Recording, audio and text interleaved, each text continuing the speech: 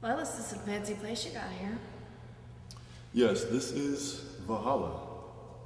This is your new home. You mean I'm stuck here? Persephone, there's only one way back. I have great plans for you, but I am not a tyrant. If you choose to divorce yourself from me in this place, you have every right to. But remember, there are demons lurking about, and they're seeking beings just like you to get back to the physical world. Well, I'll take my chances. I want to go back. Where would you go? Home. To my family. To my friends. Ah, my child, I once hoped as you did. I once hoped that I could go back and reconnect with my loved ones. Most specifically, my fiancée. Like you, I had a teacher when I first came to this realm. He was a great teacher. There was one thing he lacked: diplomacy. It was his way or the highway. And through that, he became a tyrant. And he never let his students mature past his own level. He suppressed them. So I decided to do something that no student of his had ever done. I decided to take what he had taught me and learn how to go back in time to see my fiancée once again. Are you successful? Actually, I was. We got married. We even had a daughter. But when Mercury found out what I had done, he came after me. I resisted him as much as I could, but before I knew it, Gabrielle was murdered.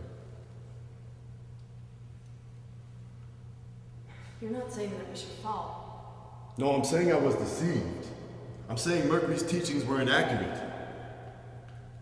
He didn't show me the whole truth. Well, at least you had your time together before you had to go back. You don't understand, Persephone. Even that time was an illusion. It was still the astral plane, relative to another terrestrial plane in some dimension. It was still an illusion. Are you trying to tell me that everything we experience on Earth isn't real? No. I'm telling you, reality is always renegotiating itself. You can't say that this is real, or that is real and this isn't. It's all perspective, and it changes in every dimension there is. Everything you experience in the Grove is research. But, Persephone, you are one of them. You're an Aurorian. A very high-ranking one at that. Amanda Lovelace, Christine Alexander, they were only your avatars. But you are an Aurorian boss. And you have your own business. It is called the Demeter Company. Demeter? As in, like, Greek mythology. Exactly like Greek mythology. But your company goes by many other names on many other dimensions. It's important to know that this is your company. The fact that no human being affiliated with your company can ever rise up against you, can ever usurp you. This is the universal law, and nothing can change it. If I'm dead, what good is a company to me?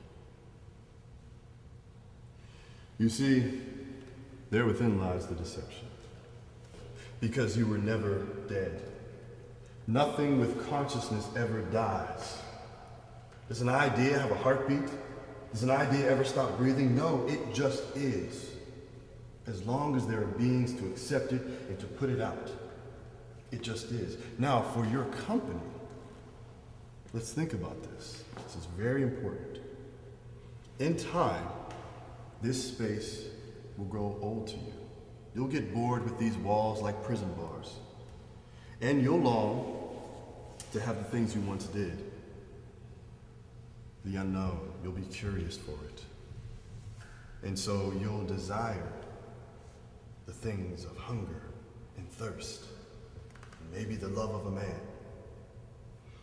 This is the very reason that humans were invented, so that you can experience life and death without damage. I want to go back. As you wish. But first, we should find you a host.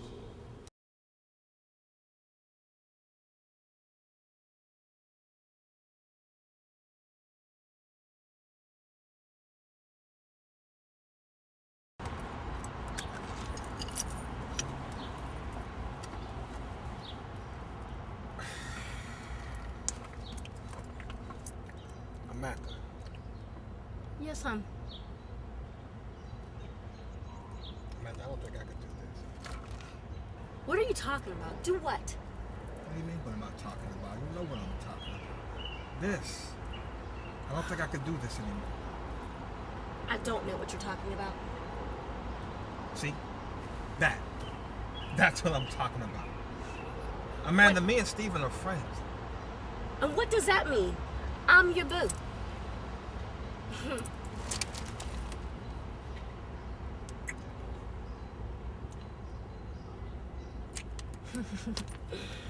It's a little too late for that now.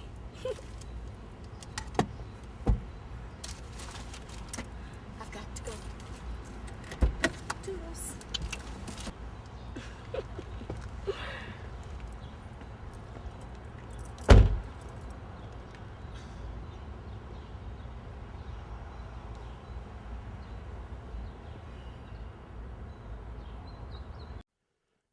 And after these things I saw another angel come down from heaven, having great power, and the earth was lightened with his glory. And he cried mightily with a strong voice, saying, Babylon the great is fallen, and is become the habitation of devils, and the hold of every foul spirit, and a cage of every unclean and hateful bird. For all nations have drunk the wine of the wrath of her fornication, and the kings of the earth have committed fornication with her, and the merchants of the earth are waxed rich through the abundance of her delicacies. And I heard another voice from heaven, saying, Come out of her, my people, that ye be not partakers of her sins, and that ye receive not of her plagues. For her sins have reached unto heaven, and God hath remembered her iniquities. Reward her even as she rewarded you, and double unto her double according to her works, and the cup which she hath filled, fill to her double. How much she hath glorified herself, and lived deliciously, so much torment and sorrow give her. For she saith in her heart, I sit a queen, and am no widow, and shall see no sorrow. Therefore shall her plagues come in one day, death, and mourning, and famine, and she shall be utterly burned with fire. For strong is the Lord God who judgeth her.